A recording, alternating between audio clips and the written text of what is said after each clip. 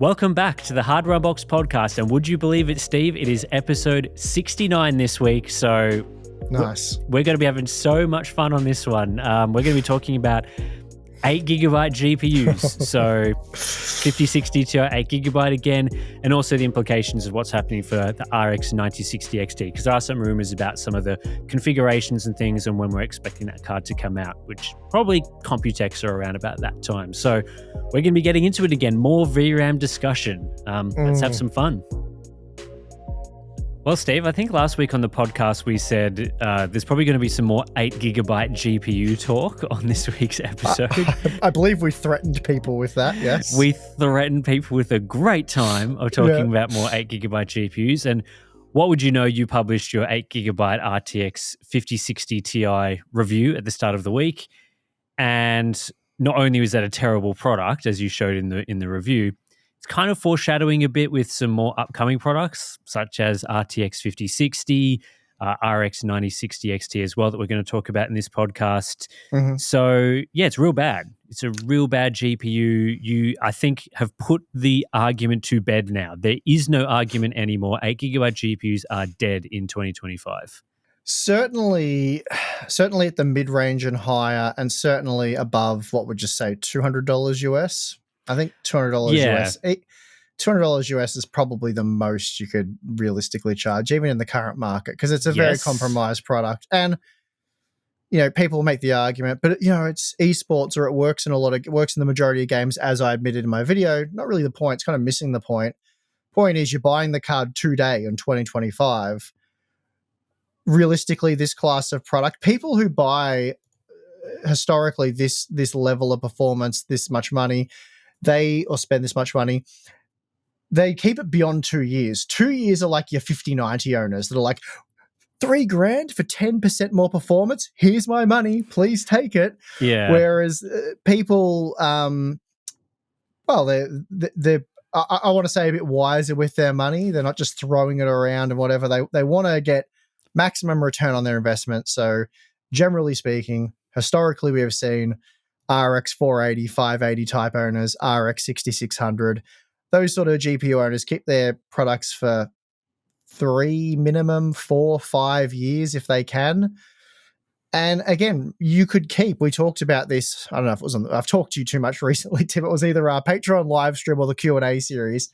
But I was saying, apart like the RTX 3070, which was $500 US quite a while ago now, that's still a very powerful GPU. It's if it has enough VRAM, it's basically a 4060 Ti 16GB if it had 16 gigabytes. Yeah. And my point is that, again, still very usable after all of these years, but it's not, because it only has 8 gigabytes. So if you're going to buy this product today, you are likely wanting to keep it for a minimum of 3 years, ideally 4 or 5. I just laugh thinking about an 8GB GPU in 3 years from now. Yeah. I can hear the people saying, oh, but game developers, they need to optimize. They need this. Guys, you can't have 8GB GPUs as the mainstream for 2 decades.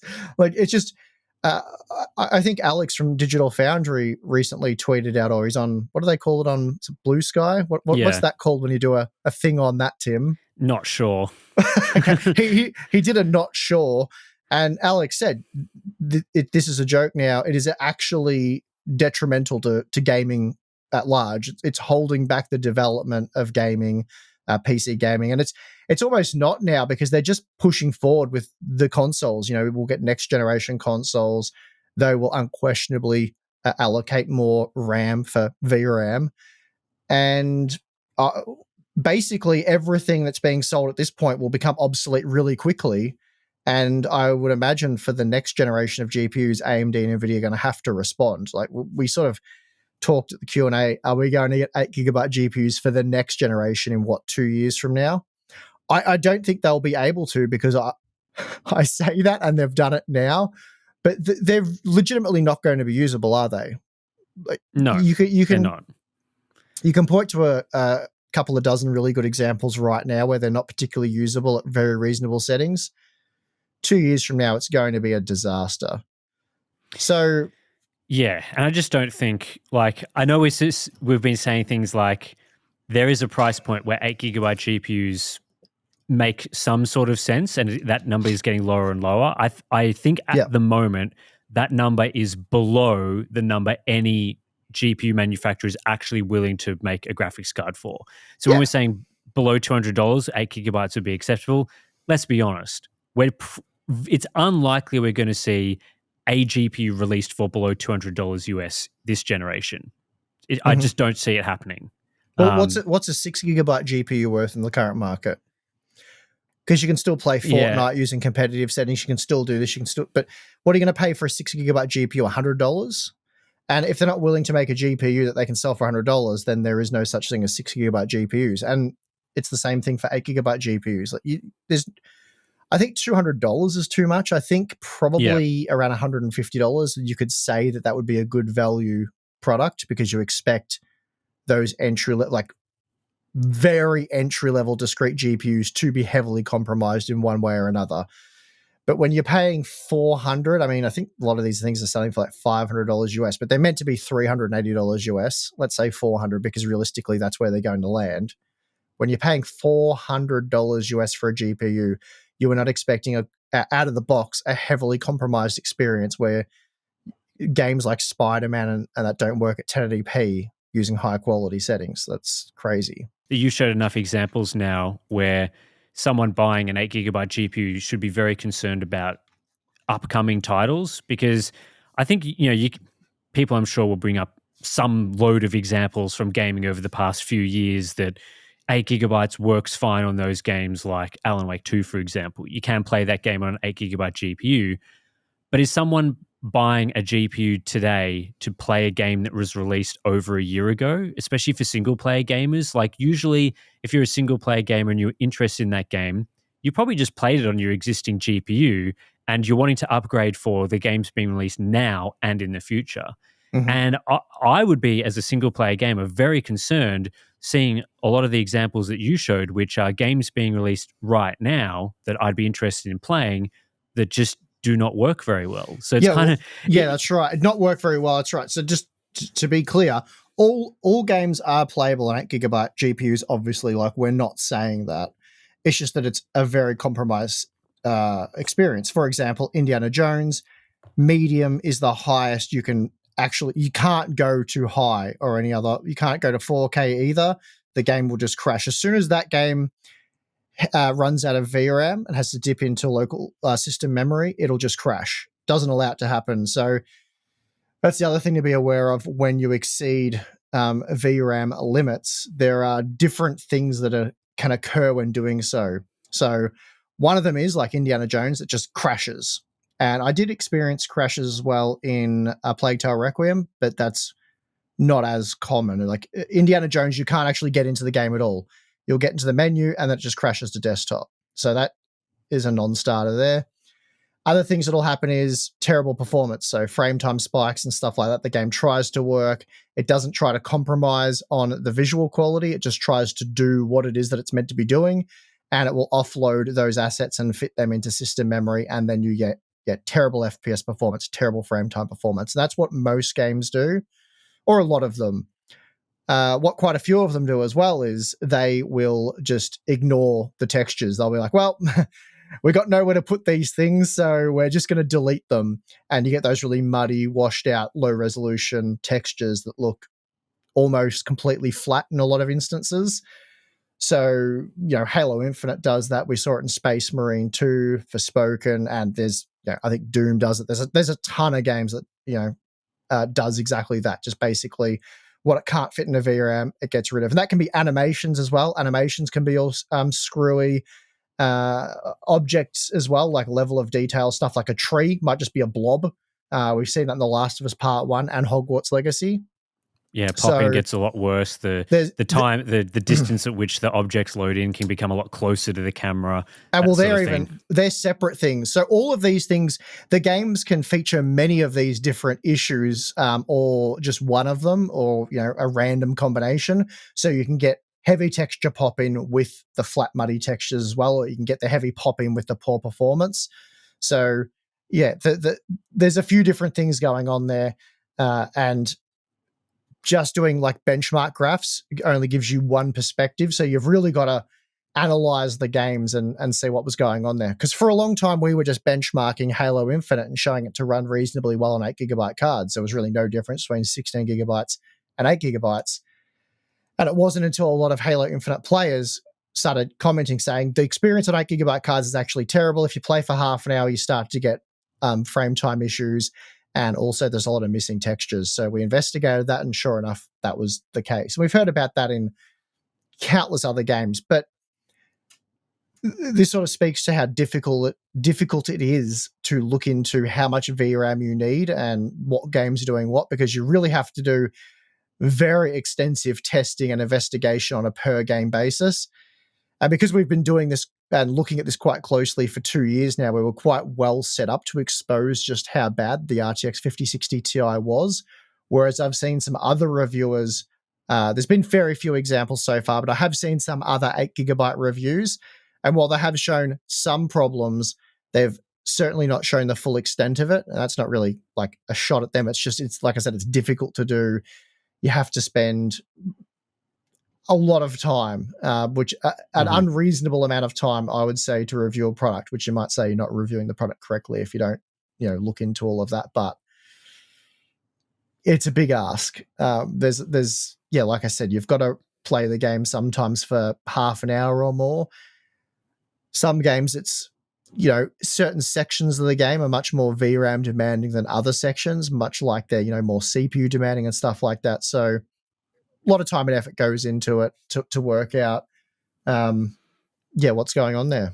It's kind of like whenever we've talked to NVIDIA about it, and like we'll bring this up again, right, is their excuse has always been, you're just not meant to enable XYZ settings on a 4060 Ti or a 5060 Ti or a 5070 or whatever. So their excuse has always been, if you want to enable those high quality textures, those high quality settings, or playing at higher resolutions, that is what a higher tier graphics card is for. That's what you're paying the money for.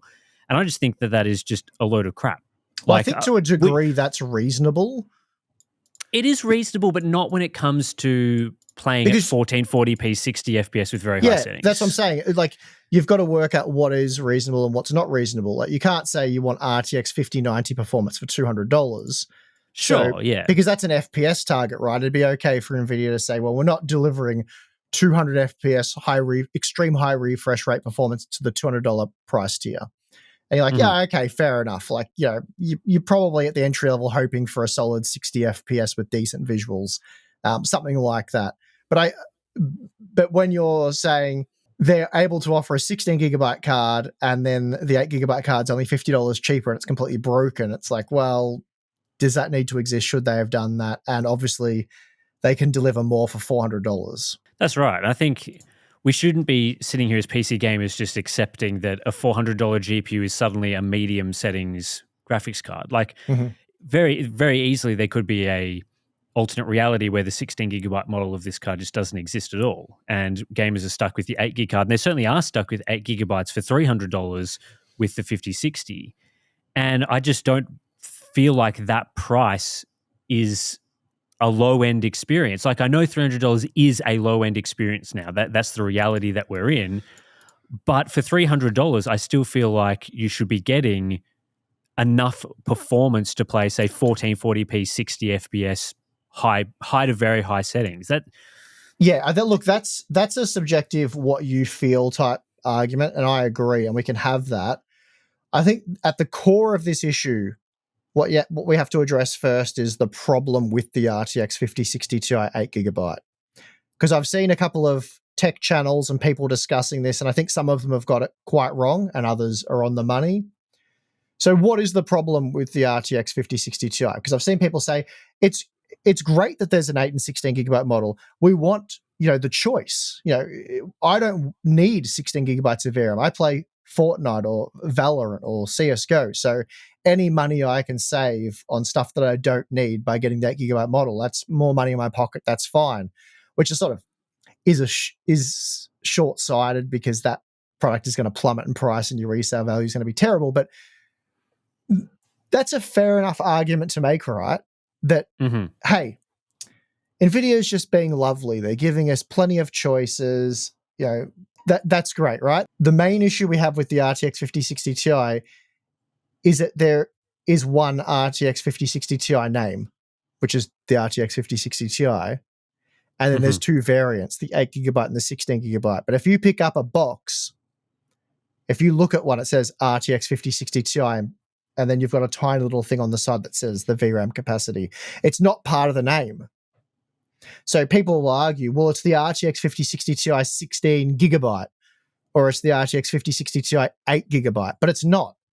It's the RTX 5060 Ti, and then there's the two different variants. And it's like in brackets, 8GB or an asterisk, and then you have to look in the fine print to figure out it's 8 or 16GB. And then that's what it is. Yeah, and we're thinking about this just beyond our own audience. We're thinking about consumers in general. Mm-hmm. You've got to, first of all, know there's two variants. You've got to know what that means. You've got to know what the VRAM amount means. And then you've got to know how important that is. Does it apply to you? Does it not apply to you? What are the ramifications of buying the 8GB model over the 16GB model? And that's when you know all of that stuff. Again, as we've said before, most people will go to the retailer they purchase from, and they'll just be told, or they'll be looking at the GeForce GPUs they can afford. Oh, RTX 5060 Ti, I went to Gamers Nexus and they said that was pretty good value if you can get it for the MSRP, and it's at the MSRP now. So I'm just going to get I like Asus, so I'm going to get the Prime model. That's cheap. And they end up buying the 8GB model, not knowing if they had spent a little bit more, they could have got the 16GB variant, which performs way better, will perform way better in the future, and will have much better resale value. So it's just the trap we've talked about. Like, they need to have the 9060 XT 16GB, and then maybe the 9060 8GB. And then we would have a lot less to say about it. So let's say the 9060 XT 16GB was $400. Okay, we would review that product positively and have nothing negative to say about it. So I guess in the current market, please don't get angry with me, guys. In the current market, that's a solid thumbs up product, right? Because what else are you getting for $400 that's better? So I know we should be getting more. I know it's not amazing compared to previous generation products, but we have to review things and remain within the reality of the timeline that we currently exist within. So that would be the situation there. 9060, not XT. If that's an 8GB card for $300, then we evaluate that and we go, for $300, you should be getting more than 8GB of RAM. This is a crap product. End of story. So it's a bit more clear cut. Whereas right now, the 8 gig is tainting the 16 gig. Whereas in your example that you were just going through, it wouldn't taint the 16 gig 9060 XT because it's clearly a different product. Yeah, it's the fact that you have these two alarmingly different configurations under the same name is the problem I have. I think the problem also extends to just the 8GB card in general. Like, I get the angle of we want options, we want people to be able to sacrifice a little bit from the card to get a dollar saving or whatever, which you could apply to any of the models. You could say, well, yeah, sure. I'd be happy with a 5080 8GB or a 5090 16GB or whatever to save money. I think this is one of those situations where NVIDIA just should be equipping the card with the specifications in all areas to match the rest of the card. The 8GB card really is crippled in that one specific area. And so you want to see across the lineup that there's a nice balance of capabilities between the GPU core, the memory bus width, the bandwidth, the capacity, PCIe specs, and so on and so forth, so that no one area of the card is letting the rest of the package down. And so with this product, the 5060 Ti, you've shown quite clearly that the main issue with it is the VRAM. It's not that the card is not powerful enough for these high settings experiences at 1440p or whatever. It's very capable from a shader performance or even ray tracing performance standpoint, but it's being let down by the capacity of the VRAM. And so, yeah, I get that you might want to save a few dollars from an 8GB card for esports gaming or whatever. I personally just think it shouldn't exist at all. I think that it's an unbalanced product to have 8 GB of memory on that particular GPU configuration. And it's on NVIDIA to make sure, and AMD as well, that each of the cards in their lineup has the adequate capabilities for each thing. And so that's a very easy analysis to do, because you would assume, for example, that people buying 5090s, 5080s are going to be playing 4K gaming, high refresh rate is a target. You want to be playing with path tracing, multi-frame generation, whatever, all those settings enabled. And so you do an analysis, you say, okay, 4K typically adds this amount more VRAM, enabling ray tracing this amount more, frame generation this amount more. And so you can figure out pretty quickly, well, from an acceptable baseline, we need to add an extra, let's say, 8 GB of memory to our high-end cards, because gamers will want to do, instead of 1440p, no ray tracing, no frame gen, they want to do 4K with frame gen, with ray tracing. But the issue with these cards is that the baseline, it's under the baseline for that card. People want to be using, I think it's very reasonable to expect a 4060, 5060 Ti type of product to be used for 1440p, 60 FPS, which is not even that high of a target for a $400 GPU. I'd even say you might want to target above that with reasonable quality settings. Like, we're not going out and saying we're expecting a 4K ray tracing super ultra card.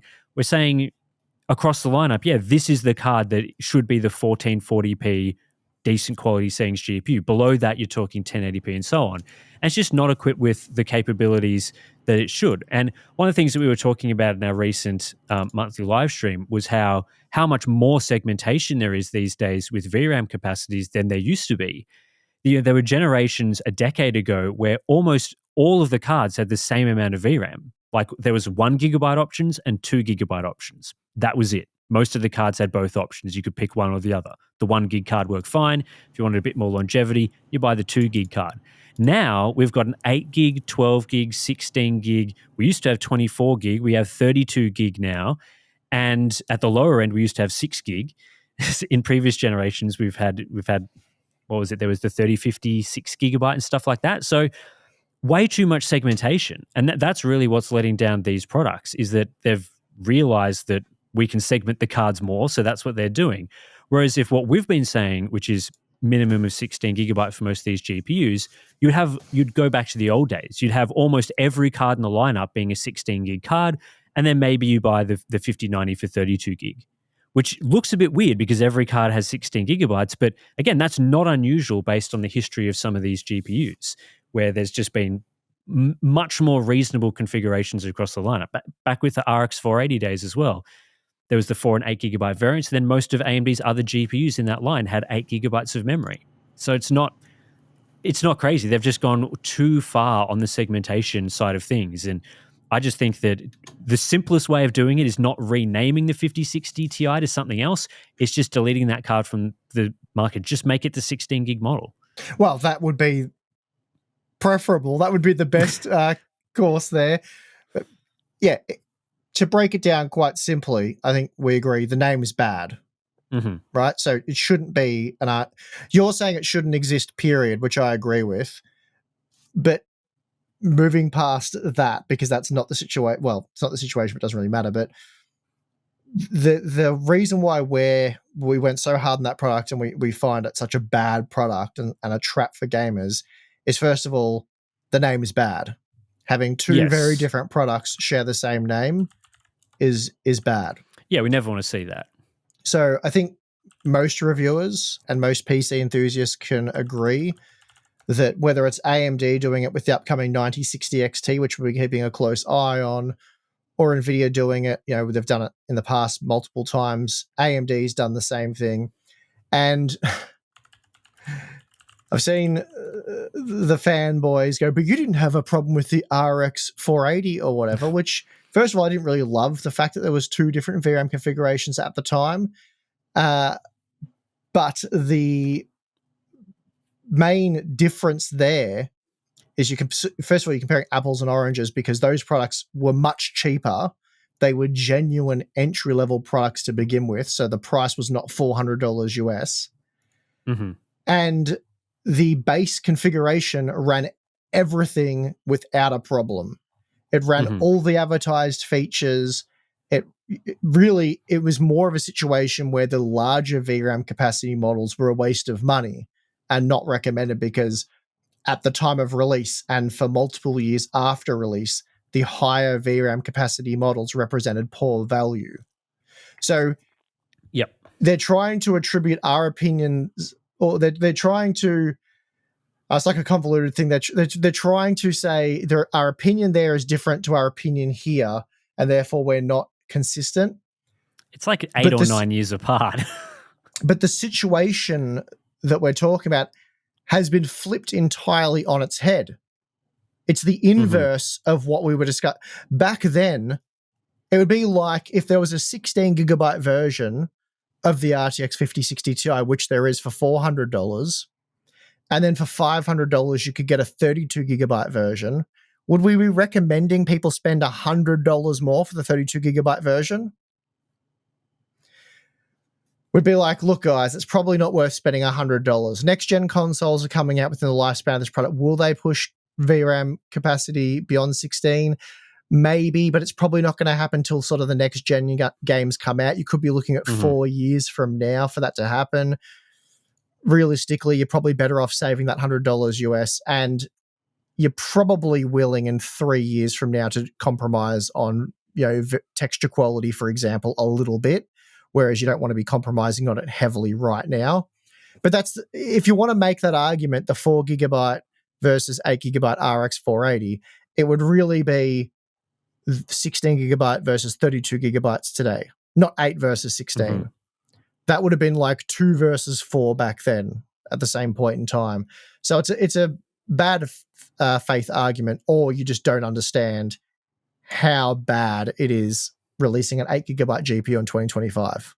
Yeah, and I think for the angle of, gamers want to, again, those esports gamers might want to save a bit of money on an 8 gigabyte card instead of the 16 gigabyte card, which again, I think is a fair argument to make. If you want to save a bit of money, that's always a great path to go down.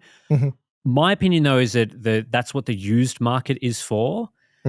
So if there's a GPU that you've seen on the market, it's a brand new card, but you want to sacrifice maybe some of the latest capabilities, which may be something like multi-frame generation or the latest display outputs or the amount of VRAM that modern cards come with, then that's when you go back in time and you look on the used market to make sure that you're not getting ripped off, and also that you can get a decent product. So I went and looked back at what RTX 3070s are selling for at the moment, used, completed listings, and on the US eBay site, you're looking at a little under $300 US for a 3070 at the moment from most of the completed listings. There's a few over $300, but it's around that sort of mark. And a 3070, it might be a similar sort of performance to a 5060 that's coming up. Not sure. We haven't tested the 5060 yet, but in that sort of ballpark of shader performance. So in an alternate reality where there's a 5060 16 gigabyte or some acceptable VRAM capacity, if you wanted to just do your esports gaming, you recognize, I don't really need the 12 or 16 gig that a card of that performance provides today. I don't really need multi-frame generation because that's not a feature that I would use for competitive gaming. Then absolutely you should just be buying a used RTX 3070 if you are interested in saving money. That is the path that makes the most sense for that buyer. For people buying new cards, it really should be about giving you the capabilities for today for a broad variety of use cases. And so making a card that is, I wouldn't say multiplayer gaming is a niche or anything. It's obviously a huge segment for PC gaming, but it's an 8 gigabyte card is a limited market segment product. And those cards just shouldn't be released in 2025. How much of a genuine argument is it, though? Let's be honest. Come on, cut the BS. It's like 10% cheaper. Yeah. Like, I don't really, I don't get it. Like, you're saving 10%. I know it is an actual saving. There is a dollar value associated with that saving, but you are heavily compromising the product right out of the gate to save 10%. Come on, how many people are legitimately doing that? And you're saving 10% now to probably forfeit 30 or 40% of the value of the card 2 years from now when you go to sell it. In fact, it's almost certainly going to be more than that, possibly double that figure. Mm-hmm. You're not saving 10%. You're actually losing considerably more money than that.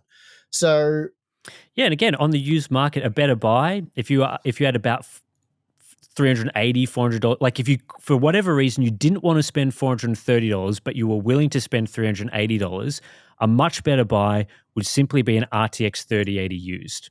The RTX 3080 is not only faster than a 5060 Ti based on your testing, it also has 10 gigabytes instead of 8 gigabytes of VRAM, so you get a little bit more headroom there. And on the used market, there you can regularly find listings for below $400.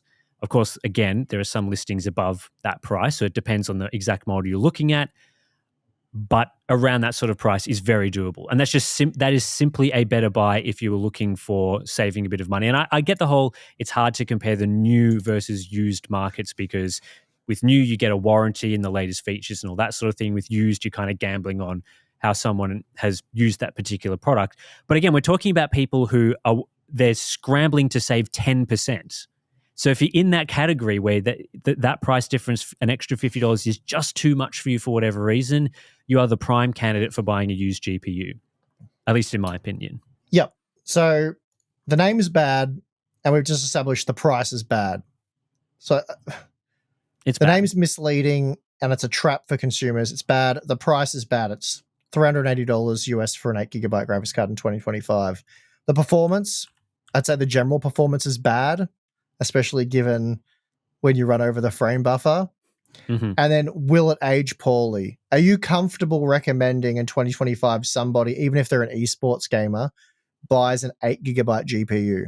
No, because I can't guarantee someone that there's not going to be a game released in the next lifespan of the card, 3-4 years, that they might be tempted in that will run on an 8 gigabyte GPU. Like I know people, and we brought this up in the Q&A, so apologies if you've listened to that and we're kind of repeating ourselves a bit here, but there's plenty of gamers who, might claim I mostly play Fortnite or Valorant or Overwatch. That's my main go-to game. I'm not really interested in a lot of single-player titles, but then they might be tempted by Cyberpunk. Like that's the single-player game that they play on that card. And most of the time it's multiplayer. Or Grand Theft Auto 6, which will be coming to PC probably next year. You might want to play that because it's one of the biggest games that will be released in history, right? Alternatively, there might be a new multiplayer game that you want to play, and you just can't predict what that's going to be like. It might be a Helldivers 2 situation, which is a more graphically intense title. Battlefield 6 is coming out soon as well. Those games, if they just by chance use more than 8 gigabytes of VRAM, you're screwed. And that's all because you were assuming that buyer is only ever going to play one game, which I think that happens to some people, but you can never be sure enough to justify that purchase. Well, there's two takes there. One is you chose to save 10%. So it's kind of you knew there was two models. You know all the facts. You know everything, right? You've watched our content. You've watched other people's content. You knowingly decided to risk it and save 10%. And it may have backfired. But in these examples, it would have backfired. Okay, well, whatever. Again, my concern is more for the people who don't have countless hours to waste researching what GPU to buy and what are the issues or the potential advantages of certain models and all that sort of stuff. Like they want to play video games. I know it's a crazy concept, but they just want to buy a decent product and play video games, and they're told by an RTX 5060 Ti because they're quite good, and they're not warned about the 8 gigabyte models and to make sure you check the VRAM capacity. You don't need to know what that is. It says 8 gigabyte or 16 gigabyte. Make sure you get the 16 gigabyte. If someone's armed with that information, fine. Not everyone's going to be. So it's just, again, like I said, I think it was on the Q&A, you don't want it to be a situation where consumers have to be experts with buying everything. Like, are you an expert at doing your taxes, or do you have an accountant to do that? Are you an expert at, I don't know, fixing a pool or whatever it is you need to do, like the electrical work in your home or the work on your car? I'm sure some of you are experts at certain, but are you expert at everything? And the things you're not an expert at, do you want the potential for you to easily be rolled by making what is seemingly an innocent decision to buy something you don't want to be that taken advantage of. Exactly. Do you want to be taking advantage of the things you haven't spent countless hours researching? So yeah, that's just, again, one of the issues I have with it. And the other issue we can talk about, which is absolutely a gray area and becomes a bit subjective, I suppose, but at the same time, it's kind of like, well, it can be proven to a point. Can it do the thing it's advertised to do? Can an 8 GB GPU take proper advantage of stuff like frame generation? Can it take advantage of ray tracing?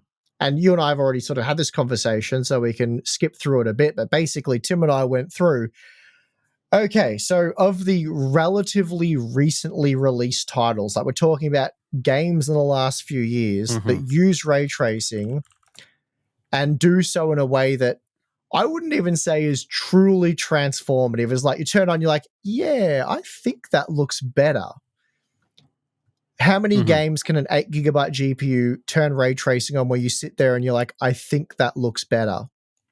And did we find any when we went through the list? Because Cyberpunk, you can't play on the low preset. Yeah, we went through the list of games that's on the PC Gaming Wiki, the list of ray trace tiles. And obviously we're excluding games with software ray tracing that would run on a 10 series product. So we're talking mostly about actual ray tracing games, hardware accelerated ray tracing. I think we had to go back to releases from 2021 before we were reasonably confident that those games would run on an 8 GB card. So I think it was like Guardians of the Galaxy. Yeah, there was obviously the ones like Metro Exodus Control that they would work. Yeah, but if we're talking the newer titles, the majority of them, no, not really. Doesn't really work. Yeah, I mean, even a game like a Plague Tale Requiem, which isn't known for its amazing ray tracing, that doesn't work. The Callisto Protocol doesn't work. And then, the newer games, obviously like Spider-Man, you can't even run that game without ray tracing, really. It takes the games that are, it's basically limited to the games which are fully designed for ray tracing, where they've had to create low or medium settings which really compromise the visual experience. Because in most games where you enable ray tracing, they're going for visuals above the rasterized modes. And so those are often above Ultra, and Ultra is a struggle on an 8 GB card in a lot of these modern games. So going above that to ray tracing just doesn't work. So yeah, of course, I don't want to see in the comments things like Star Wars Outlaws works. Like, yeah, that works on the lower settings, sure, but you don't see a Star Wars Outlaws low ray tracing setting in games where there's ray tracing and non-ray tracing options, typically speaking.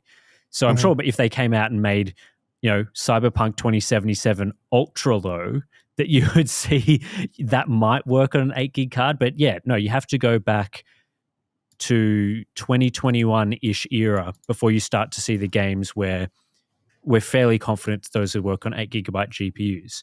So yeah, single player gamers are just, in the most cases, are just not going back that far to play games. Like, it's the newer titles that you're upgrading for. You're not upgrading to run Guardians of the Galaxy. Great game. It's worth playing. Most people already played it, though, if you're interested in it. So there's that. But so yeah, I mean, you're getting upscaling. That's pretty much it, really.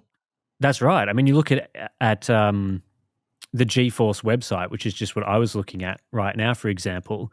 They're advertising Project G Assist right on their homepage as one of the main options that are available. Requires a 12 GB GPU, so you just can't use that at all on the 5060 Ti or 5060 8 GB cards. They're advertising Half-Life 2 RTX. I'd be staggered if that ran well on an 8 GB GPU, though I haven't tested it. RTX technologies are advertised here. So you can use DLSS 4, you can use reflex technology. RTX is questionable. Project G Assist doesn't work. There's RTX video, things like that. NVIDIA Ace, again, that's their AI like NPC feature that uses more VRAM to run. So you're going to need... I think that requires a couple of gigabytes, doesn't it? Requires a couple of gigabytes to run. And most of the AI features are like that. So there is a chance, of course, that if you're not running a game, you'll be able to use one of these AI-based features because they may not have a model that's larger than 8 gigabytes. But when you're combining that in a game, it becomes quite challenging, which is some of the things that we're talking about. So yeah, I mean, it is definitely a gray area when you've got cards that are advertised on the front page of the GeForce website, and you can even dial it down further. The RTX 5060 family website has multiple tabs. One of the tabs, RTX games. One of the tabs, ray tracing. One of the tabs, AI PCs. What does ray tracing have in it? If you go to ray tracing, you will see, I'm actually not sure. I think this is Half-Life 2 RTX is the first example that's shown. Right. You can click, and then you click through to see the rest of the RTX games, where you see the full list of titles with ray tracing enabled and things like that. They show Cyberpunk 2077 running with DLSS 4 enabled. Obviously, that's multi-frame generation again. Not sure how well that would work on that sort of card. The AI stuff again, like 8 gigabytes, is just not really sufficient. Is my understanding for a lot of AI workloads. So, yeah, I mean, that's the advertising, really. I mean, one of the main things here, it says the ultimate in ray tracing and AI. That's right on the RTX 5060 family website. Well, if you buy the 16 gigabyte version, it is quite a solid product. You can do upscaled 4K, 1440p upscaled, works extremely well with very high quality settings in a lot of games. You're talking well north of 60 FPS, and it's happy days. The 8 gigabyte card, when it's not suffering from insane frame time spikes, the actual just performance overall is lower in so many of these new games. So, yeah, it's all bad. Yep. We could probably move on from the RTX 5060 Ti now. So let's talk about the RX 9060 XT, because there's been some rumors and things coming up lately in relation to this. We're pretty confident, or at least expecting, that this will be announced at Computex. AMD has got a keynote presentation or press conference on Wednesday, May 21st, which I believe will be talking about some new graphics products or something along those lines. There has been rumors that potentially, this product may be released a couple of days ahead of Computex. I'm not sure about that. I don't know whether that rumor is 100% accurate, whether it's, coming out couple of days before or during Computex, but around the Computex time. I'd expect 9060 it to be, XT. If it's before Computex, I think they might announce it before Computex, and then you could see the cards at Computex, and the reviews would be shortly after Computex. But realistically, it would make the most sense to just announce it and show it at Computex. Yeah, so the rumor is suggesting, the rumor that's not the keynote presentation. The keynote presentation is confirmed for May 21st. So that's a fact.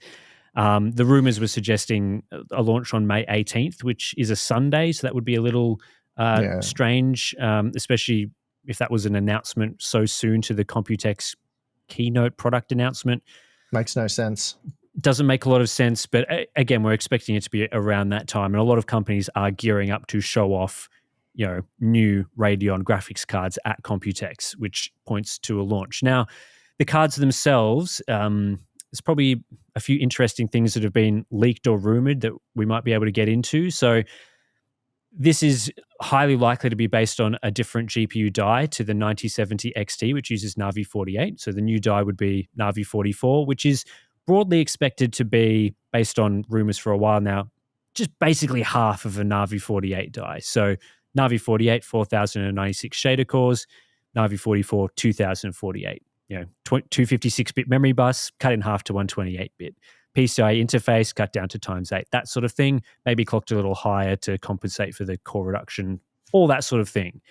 I think the thing that's of interest here is, firstly, based on that hardware configuration, you would expect performance to fall around a 5060 Ti levels. That's probably the ceiling of what you could do with half of a 9070 XT die. But then there's also the configuration options, which are rumored to be both an 8 gigabyte and a 16 gigabyte model under the RX 9060 XT name. So that's how things are shaping up based on rumors right now, which of course things can change. These products are expected to be launched in a month from now. So plenty of things can happen between now and then, but rumors are suggesting 16 and 8 gigabyte models. So thoughts on that? Well, obviously that's very bad. That's a bad shift from the previous generation, because we had the RX 7600, which wasn't a good product, but at least we had the 7600 XT, which also wasn't an amazing product, but there was a distinction there. between the 8 and 16 gigabyte models. XT equals 16 gigabyte, non-XT 8 gigabyte. Mm-hmm. And you got a small performance boost as well. Well, that whatever from the that's XT. Yeah. Yeah, well, Nice little bonus. Yeah, neither here nor there though. Like, it's just there is a clear distinction between, or a relatively clear distinction between the 8 and 16 gigabyte variants. So, if someone said buy a 7600 XT, as long as you paid attention and got the XT, you got the 16 gigabyte model. Yep. So I had less of a problem with that. Again, I don't like the 8 gigabyte model, but at least it's not confused necessarily with the 16 gigabyte model.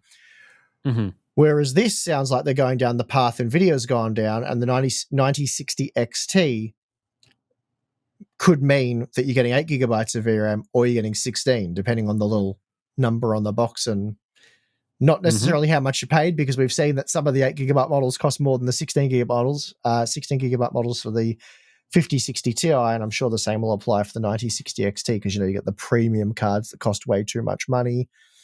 So anyway, that's the name. I can quite confidently say, if that's the situation, very bad. And then you've got the 8 gigabytes to tackle, which is also bad. But it's the name for me that's the primary problem, and then tackling the VRAM configuration. So really, the 8 gigabyte model should be the 9060, and it should cost $200 max. Yeah, I mean, let's be honest, right? They're not going to offer a 9060 XT 16 gigabyte $400 or whatever, because it's got the rough performance of a 5060 Ti. At least that's what we're expecting. I'm not saying that's confirmed or anything. But if they're not going to offer that at $400 and then offer an 8 gigabyte model for $200 with the same configuration and performance. Well, they're just not going to do that. Their 16 gigabyte model has to be under $400. Yeah. Because otherwise you just buy the 5060 Ti 16 gigabyte, right? Yes. Yeah, I mean, what's I would the ceiling? If they're roughly on par with the 5060 Ti, what does the 16 gigabyte model have to cost? Because we've already had this discussion with the 9070 series. So, like, can it be more than $350? I mean, my immediate thought, without having run the math on what we've said previously so that we're nice and consistent and don't make a fool of ourselves, my immediate thought was you'd want it to be definitely below the 8 gigabyte 5060 Ti and probably not above $350. Well, $350 at MSRP, and I know, guys, I'm well aware the MSRPs aren't a thing. Well, to be fair, you actually can buy those products at the MSRP in Australia. Sure. Yeah. But I'm just saying, Tim. I'm just saying. So I'm sorry that you're in the US and you cannot buy cards at the MSRP. We're sorry. It sucks for you guys. At $350 US, it would be a 19% discount from the 16 gigabyte 5060 Ti. Okay, that sounds pretty good. So that's really, well, it's pretty good based on everything we know, retail data, past launches, but RDNA 4 is better than RDNA 3. We've previously said 20%. We sort of downgraded that tentatively to like 15% they can probably get away with. I think the target really to generate sales and all that should be about 20%. So rough math, $350 US is what the 16 gigabyte 9060 XT should cost. So if they go with the same pricing structure as NVIDIA, that means $300 will be the 9060 XT 8 gigabyte. Yeah, I don't know about that. I mean, I think the 16 gigabyte model, based on this theoretical situation we've come up with, if it's $350, it performs much closer to a 5060 Ti. You're talking about a product that is going to eliminate the 5060 series, all three models, because you just wouldn't spend $50 less to get a slower 5060 with 8 gigabytes of memory. You would just pay the $50 more to get a 16 gigabyte faster GPU. That would obviously make sense.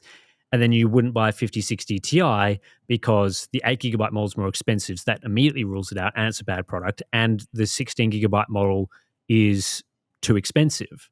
So yeah, that sort of price would just eliminate it. Whereas the 8 gigabyte model, again, it runs into that issue of it's just not cheap enough. Like, the 8 gigabyte model's trash. There's nowhere to put it. It needs to be cancelled, as you've said. But Mhm. don't focus on the 8GB yet, because that's a crap product and we're not going to recommend it, because we've already said we wouldn't recommend people buy an 8GB GPU in 2025 unless it costs less than $200 US, and it's not going to cost less than $200 US. So ignore that one.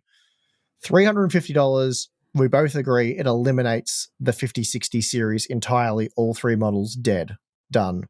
Yes.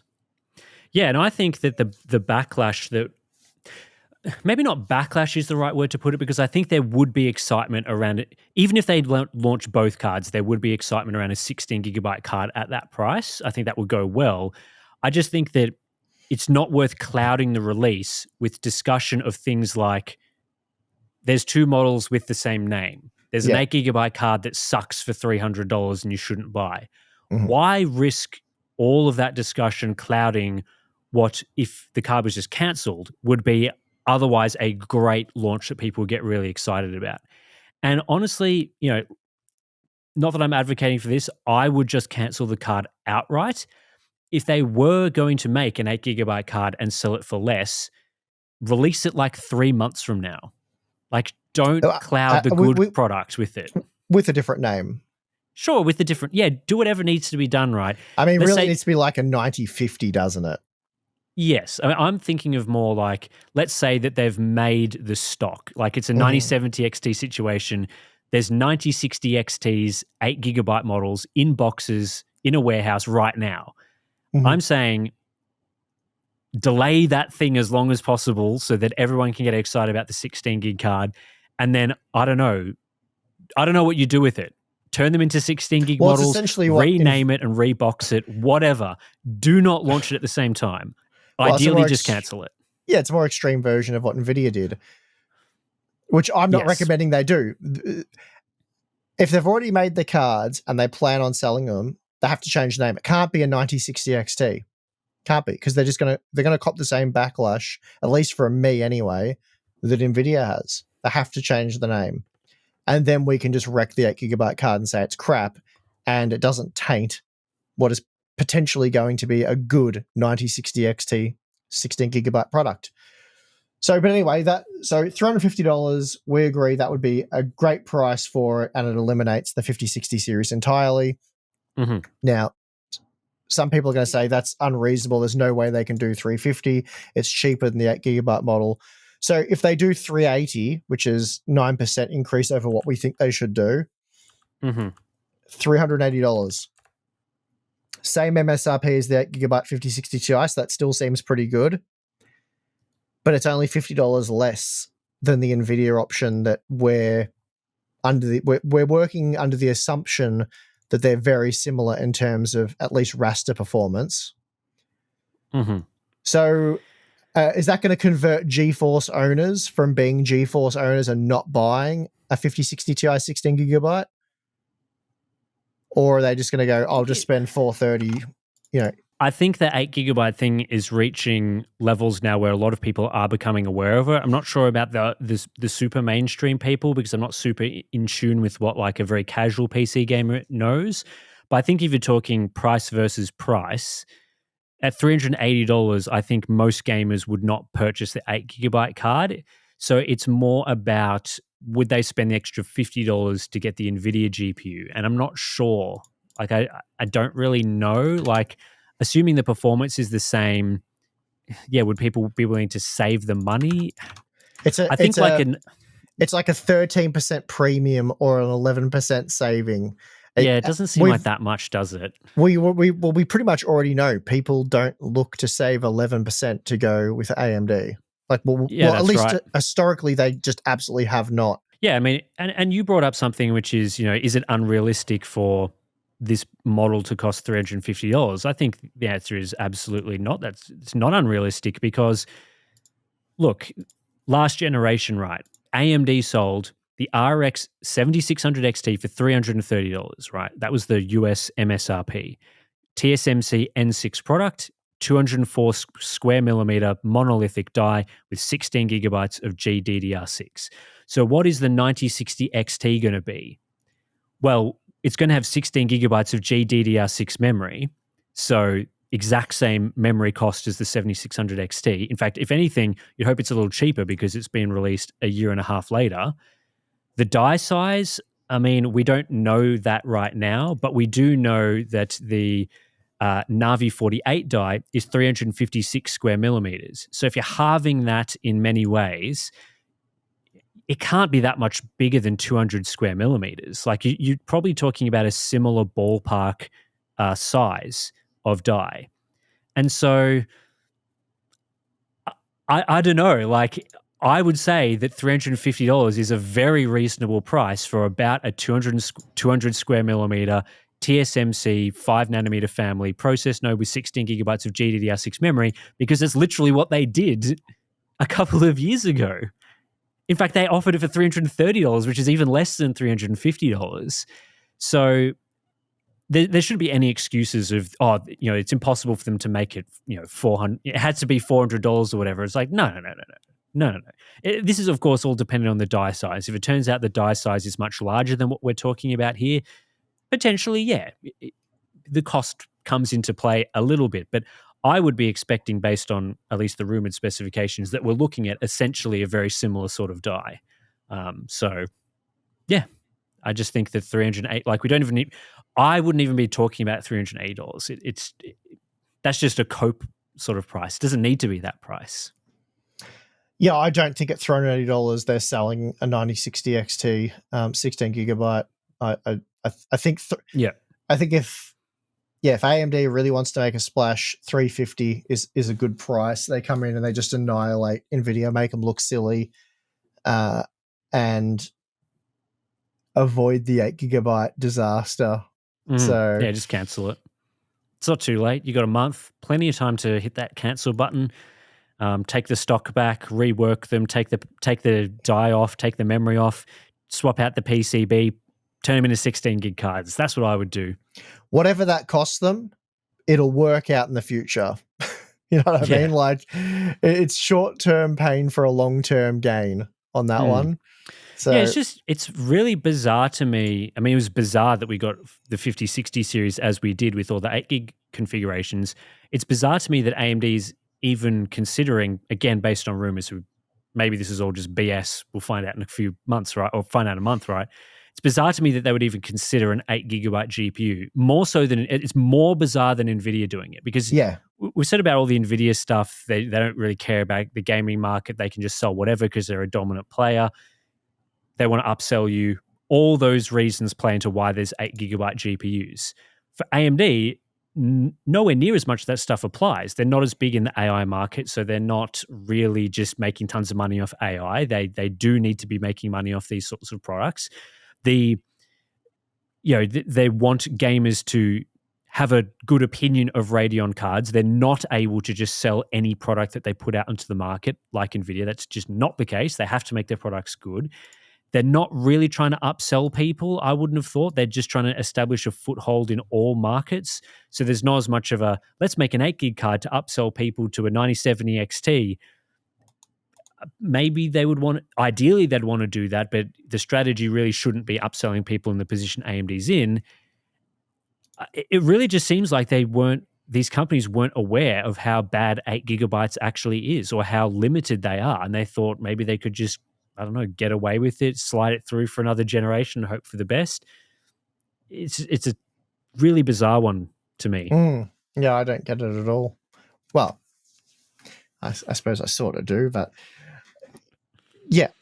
So anyway, I mean, that's the situation. I'm very interested to see what happens around Computex time. Obviously, we're going. So Tim will run around the showroom floor and collect as many 9060 XTs as he can, bury himself in them and make a fun video. But yeah, I'm going to sit back and just watch this one with interest. I'm keen to see the price, the performance, and those VRAM capacities, and of course the model names. But yeah, if they have any sense, they will see how this is unfolding, and if they are indeed doing what the leaks say they're doing, I really hope they change course, because it's a cell phone just waiting to happen. Let's take a break, come back, talk about some boring life stuff. We're back. We're back from our long break to talk about boring life stuff. Kick us off, Steve. Yeah, so got the Harbour Unboxed gym building pretty well done at this point in time. A few little things that have to be done, all the electricals in, so all the lights are in, power points and stuff like that. It's largely painted, and that means it's ready for Zoe's birthday party this weekend, which her and her friends are very pumped for. There's going to be about a dozen in total, and when she first asked me about this quite a few weeks ago now, that, can she do an old-fashioned LAN party for a birthday party? I was like, yeah, that sounds like a cool idea. I've got plenty of test systems and computers. We can whack something together. I very much underestimated the amount of time it takes to set up like 12 working computers, make sure they're all stable and they have the appropriate stuff all installed and that. Because obviously I had to do fresh install of Windows and stuff. I didn't want to be using my test system SSDs and stuff like that. So reconfigured them all, got the PCs up and running. Then I had you run out here with 8 monitors for me. Because back in the day when we used to get, sometimes we got between 15 and 20 of us together to game and have a LAN party back in the day. We're talking 20 years ago now. Everyone brought their own computer. And even then, I swear there was many, many, many LAN parties where everyone turns up, we start setting up first thing in the morning, and I reckon if we're lucky, everyone's set up running and gaming about 4 or 5 hours later. Networking and computers and stuff in general was a little bit more messy back then, but Yeah, one it was. advantage we had back then was the fact that PCs used bugger all power. Like, how many watts did a high-end gaming PC use like 15, 20 years ago? Yeah, not much. You could probably fit them all on a one power board and you'd be good to go. That's exactly right. Balin and I've run the 12 PCs off 2 different circuits. Two of them are your standard 15 amp circuits and one's a 40 amp circuit, because that's what the infrared sauna is going to be connected to. So I gave that the heaviest load, and I've used like a thick extension cable from the power point to a 15 amp power board. So I'm only plugging 10 amp power cords into that, but I'm trying to make it as safe as possible and sort of spread the load, because I'm thinking, I'm not putting 5090s in the computers, but they've got sort of your mid-range type GPUs. So I've deliberately put mid-range GPUs in all the computers because they're playing like Marvel Rivals and Fortnite and stuff. So, but I'm like, well, even with a mid-range GPU and whatever CPU we've got in there, they're realistically using under load like 400, maybe 500 watts. Yep. And then how much does a monitor use? Not that much, like 30, 40 watts. Yeah, I was calculating around 50 watts. And then you got sort of the networking gear and that. But you could quite easily assign 400 to 500 watts per PC. And then you have 12 of them. So, yeah, I have spread the load a bit. Well, you can't in an Australian socket put 6 kilowatts through one line. Like No. Not a normal residential 16 amp breaker sort of thing. No, well, a 10 amp power point is rated for 2,400 watts per socket. And then, if you've got, it depends on what amp breaker you've got on that and the wiring and stuff. Thankfully, all my stuff's pretty well overkill, so it's all above spec. But anyway, it should be fine. But it was something I had to be mindful of when setting it up. Whereas back in the day, like I said, we'd get 10, 15, 20 of us together, and we would just connect stuff in. We'd have power boards linked off power boards, and we'd game for sometimes 2 days, and there'd be no problems at all. But what were the computers using back then? Maybe, I don't even know. I honestly can't remember. 200 watts maybe for the whole lot. Probably back then it was the CRT monitors that used the most power. CRTs were pretty hungry, weren't they? They're more so than the modern monitors. But anyway, I actually don't recall. I don't know. I just know the GPUs weren't 400 watts or 150 or 200 watts for the more entry-level ones. Google tells me a CRT, 19-inch CRT uses about 100 watts, so it's about double. So if you had 10 CRTs, you're looking at a kilowatt, which is not much. Yes, but then PCs back then, what was the GPU that you would have used back then? Yeah, I'm just having like it might have. Well, 20 years ago, you're looking at like GeForce 6000 series, like a 6000 GT. What is the TDP of that? Oh, 47 watts. I was like, really? Yeah, so like the 6800 Ultra, which was the big one, that was 105 watt TDP. Yeah, So your right. your 6800 GT is like 67 watts TDP. Yeah, like the 8800 GTX released in 2006 was 145 watts. GeForce Yeah. 8800 GTX, which is the one of the highest end cards from 2006. So 10 of those is only running at max power is only 1.5 kilowatts. So you could run your 10 CRTs and 10 GPUs on a standard Australian circuit. Of course, there's the other components, so you might need 2 circuits. But well, your Core i7s and stuff back then, like they're 80 watts. You know what I mean? Like a 4790K, which was the refreshed, that was an 88 watt TDP part. So again, I guessed around 150 to 200 watts. Seems like 150 for because we weren't all running high-end gear back then. Back then I was buying, maybe Core i5 type stuff. Yep. A lot of us would have been on Core i3s and things like that because, we were in our early 20s. Some of us were teenagers. So yeah, 150 watt per computer was probably going to be a stretch. Yes. So which is why we were able to daisy chain. Yeah, that's right. Just powerboard after. I wouldn't be surprised because it wasn't something that we would have even thought of is overloading a power socket. Really, I don't know. I don't remember, but it wouldn't have been. We would have just been like, plug everything in and let's get gaming. So we would have probably gone for one power outlet, and to get from one computer to the other, it would have just been like powerboard after powerboard after powerboard. It would have been just a fire hazard, waiting to happen. But we never, ever had a problem. But yeah, you'll see the photos that I've put in our Discord. You can see like the systems. There's probably nearly as much power consumption in the RGB fans and light strips in the modern game. I'm joking, sort of. But anyway. But not really.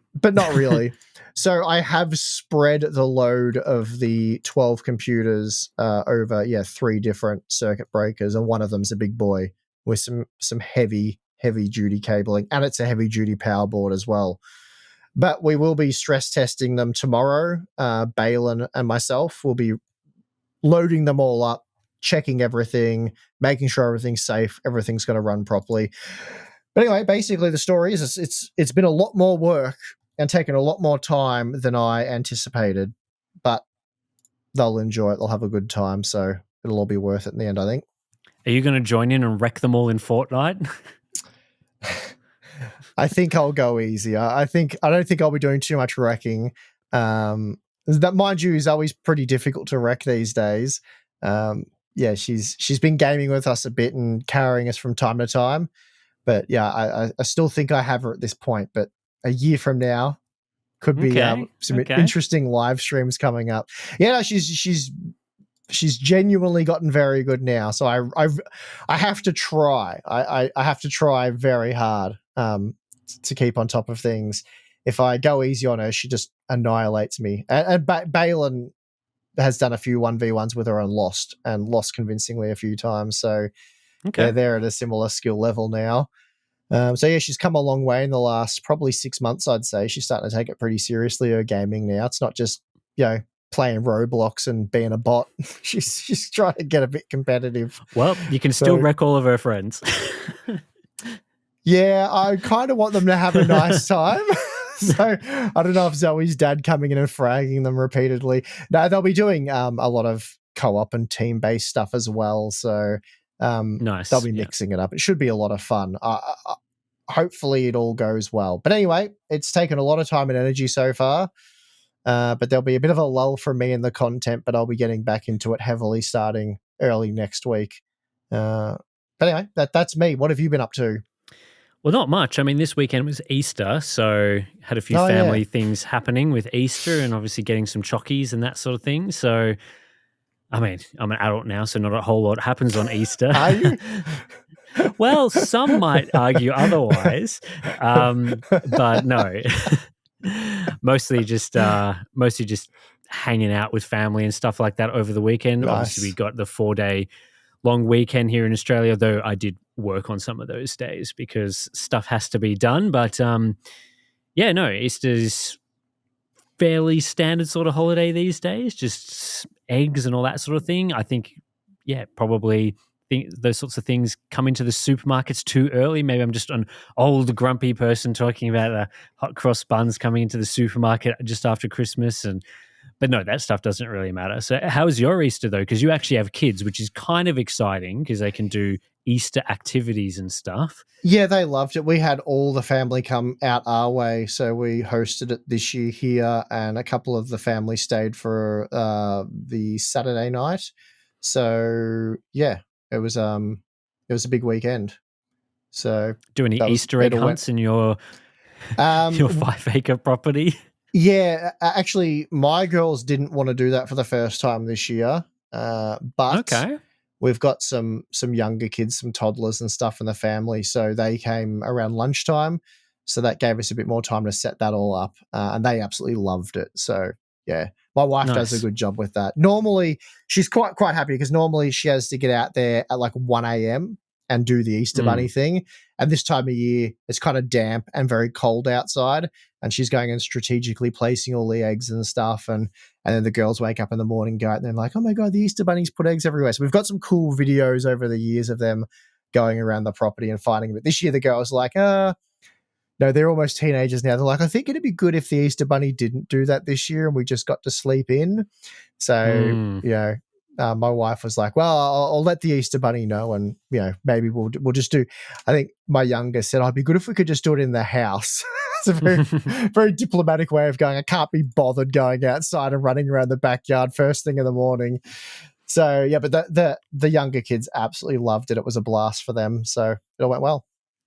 Are you a big chocolate guy? Do you enjoy getting all the chocolate stuff on Easter or? I don't really eat much chocolate. I mean, I don't eat I try not to eat too much junk food as it is.